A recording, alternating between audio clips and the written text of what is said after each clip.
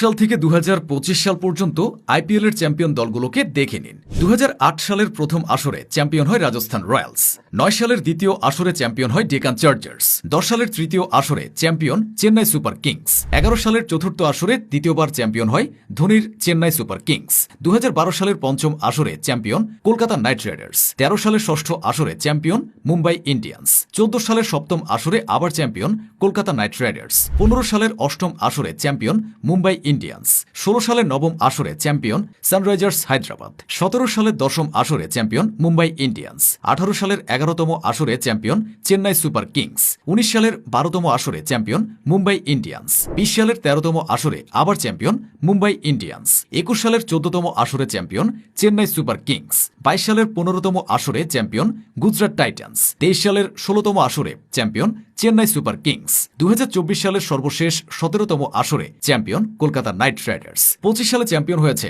RCB. আইপিএলে চেন্নাই ও মুম্বাই সর্বোচ্চ 5 বার করে চ্যাম্পিয়ন হয়েছে।